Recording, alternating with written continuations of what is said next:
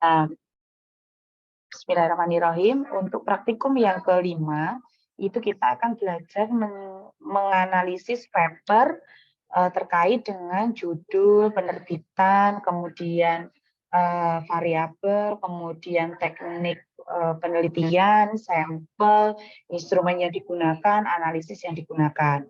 Tahap pertama yang kita lakukan adalah mendownload artikel. Artikel yang digunakan sebaiknya artikel internasional untuk belajar. Kalau artikel yang nasional, insya Allah sudah jos. Ya, sekarang itu artikel internasional. Nah, Bu Erna kita sudah mendownload artikel ya. Artikel itu yang kita sudah download tadi sudah saya paparkan. Nah, sekarang kita belajar terkait bagaimana worksheet-nya. Nah, di sini worksheet-nya itu ada terkait dengan tema. Temanya tadi kan persalinan ya. Oke, kita ini dulu. Bu Erna delete dulu ya. Oke, nah sekarang temanya kan persalinan. Nah, di sini nanti Bu Erna akan bolak-balik ya. Kita melihat worksheet, habis itu melihat paper. Melihat worksheet, paper. Nah, sekarang di nama penelitian atau nama penelitian dari paper yang sudah kita download bersama tadi. Nah, papernya itu, di sini papernya itu berjudul ini. Yang menjadi penulisnya adalah ini.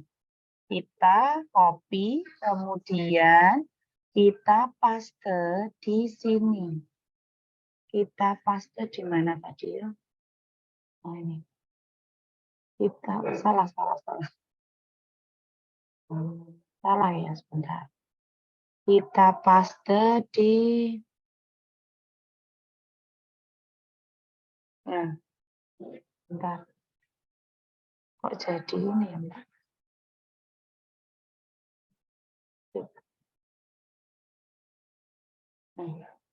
Nah, kita paste di worksheet kita tadi. Kok jadi ini ya, Mbak?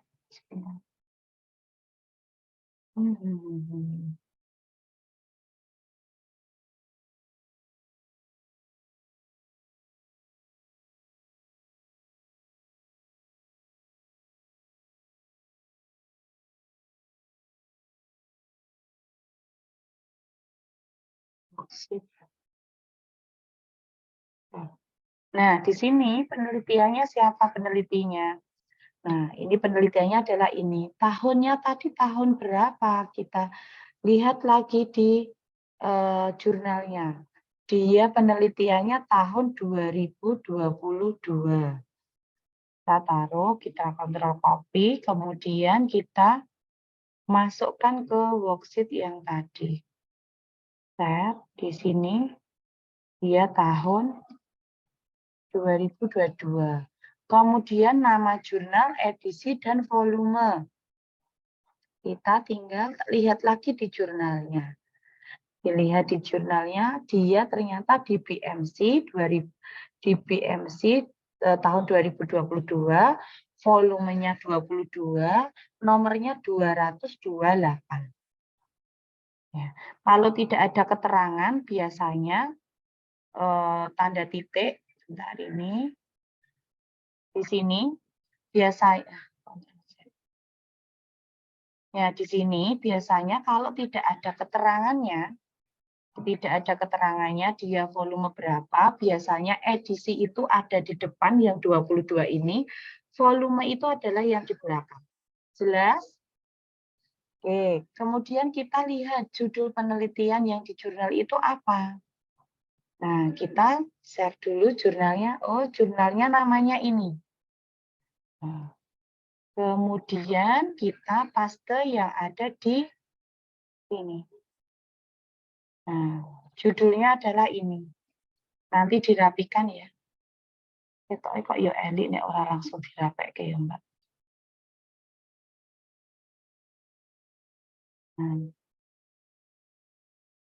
Nah, di sini nama jurnalnya adalah ini. Kemudian, jenis penelitiannya apa? Set. Nah, di sini lebih baik bisa dilihat di sini atau kita bisa masuk ke dalam.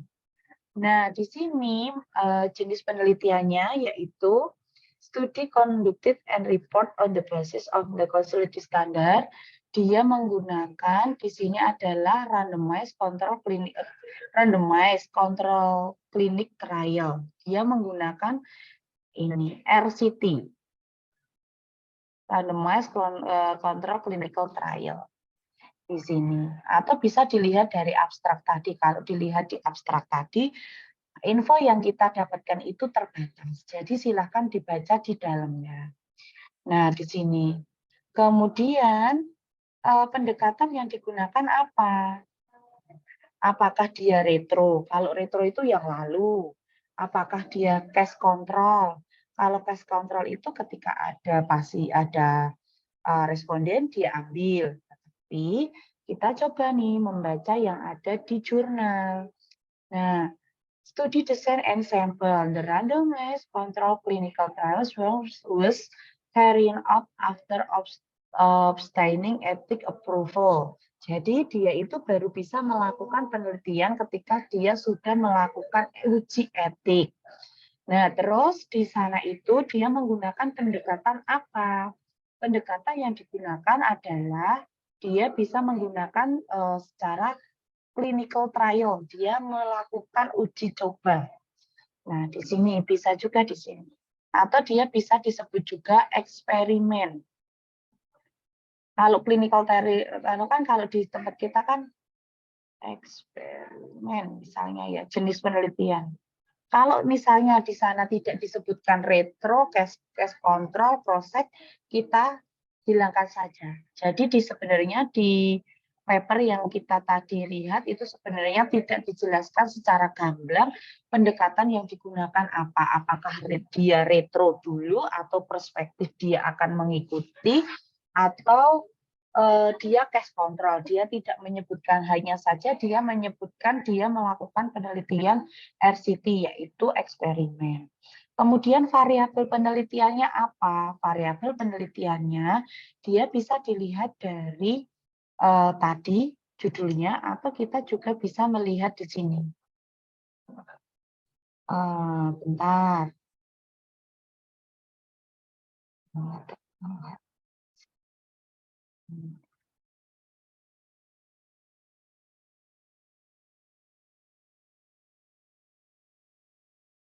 Nih, dia bisa dilihat di sini. Intervensi at the beginning of student in the aktivitas phase of labor, find intensitas and aksianti. Aktif phase labor. Jadi dia ketika menggunakan eksperimen kan dia menggunakan ini. Nah, di sini.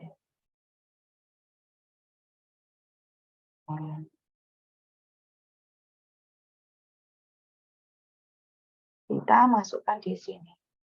Tapi yang jelas terlihat dia itu terkait dengan kecemasan sama nyeri. Sebenarnya kalau apa? Nah, di sini.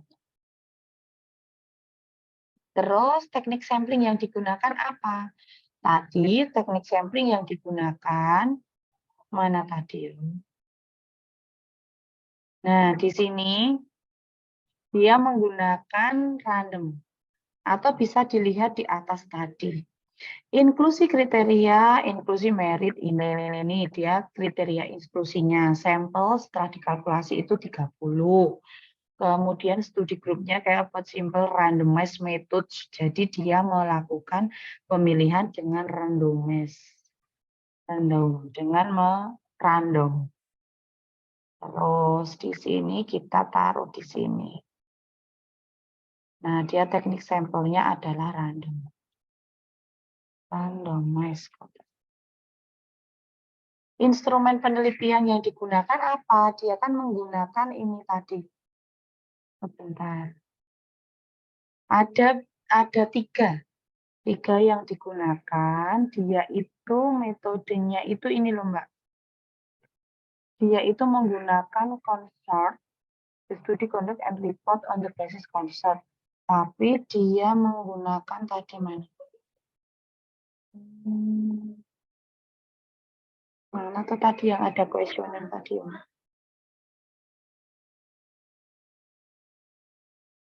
Ini analisisnya.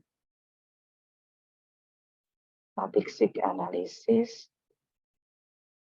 Bentar. Kita harus baca satu-satu nih. Kalau pakai bahasa Inggris, kita harus baca satu-satu.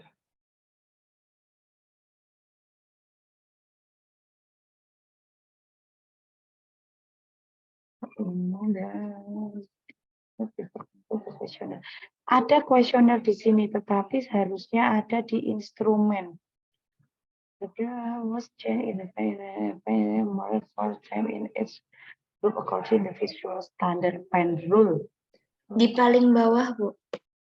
Di paling bawah. Ah, ini loh, Neng. Ini ada dua. Dia pengukurannya itu di sini nih. Ini ada dua. The primary outcome was the change in fine intensity and accent. Fine intensity was marked for time in its group according to the visual standard fine rule. Jadi ada menggunakan teknik standar dalam mengukur rasa nyeri. The rule used had 10 cm lag with 0. Jadi dia standarnya itu dari 0 sampai 10 untuk mempresentasikan rasa nyerinya. Jadi alat yang digunakan adalah the visual standard fine rule. Ini. Tadi saya ada pas awal itu ada ini. Nah, di sini tadi ada beberapa perubahan saya klarifikasi terkait dengan apa yang saya sampaikan tadi ya. Karena kalau yang ada di abstrak itu ternyata sangat terbatas informasinya, tidak sedetail ketika kita membaca. Nah, itu kemudian the participant action was assessed, jadi dia dinilai dengan menggunakan apa? Yaitu dengan menggunakan the State Trial Action Inventory atau STAI. Ini itu sebenarnya isinya adalah kuesioner. Nah, ini. Ya di sini. Kita tulis di sini. Ini. Terus uji analisisnya kita analisis datanya. Analisis datanya itu dia menggunakan apa? Nah, dia di sini statistik analisis menggunakan SPSS ya, Mbak ya. Dia ujinya menggunakan apa? SPSS berapa versinya tadi ya? Kemudian uji statistiknya dia menggunakan apa? Nah, di sini analisis menggunakan SPSS software versi 26. Itu ditulis semua nanti, silakan. The category variable of demographic character was analyzed by chi-square. Berarti kita tulis ya sampai sini. Ini apa langsung biar lebih mudah dia menggunakan, karena ada dua macam cara yang dia gunakan. Nah, di sini kita tulis di sini. Uji analisisnya dia ada dua, sebentar. Chi-square dengan independent t-test, use of continue variable. Ini. Di sini menggunakan ini. Jadi ada tiga ternyata. Dia menggunakan chi-square dan juga menggunakan independent t-test. Tetapi tidak sampai di situ saja. Setelah melakukan penelitian, dia menganalisis lagi dengan metode ini. And the analysis conversion was used to compare mean of fine and accent data. Jadi pertama dia itu melakukan analisis dengan chi-square untuk satu variabel. Variabelnya apa? Yaitu terkait dengan accent data. Kemudian ada juga variabel terkait dengan nyerinya. Oh, dia menggunakan untuk nyerinya, lainnya dia menggunakan chi-square. Kemudian untuk aksien data, dia menggunakan independent t-test. Untuk mengcompare dua variabel tersebut, dia menggunakan ini. Nah, paham? Paham, Bu. Paham, Oke. Bu.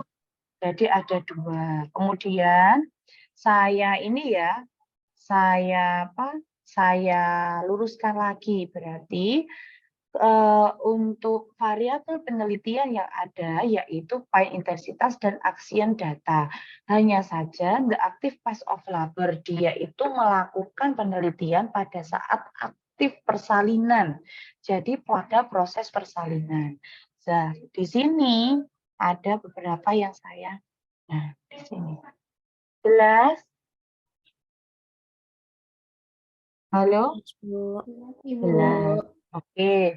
Sekarang ini Jelas, Bu. worksheet praktikum 5. Sebentar, saya nanti terus saya share contoh dan saya share ininya ya. Saya share contoh dan saya share contoh worksheet dan artikelnya ya. Biar lebih mudah Iya, Bu. memahami. Nah, di sini saya save dulu. Kemudian mungkin itu saja yang bisa saya sampaikan.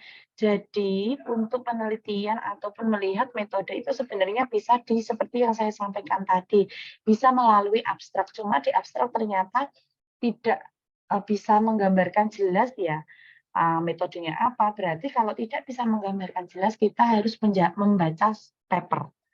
Jelas? Oke, saya stop untuk record-nya ya.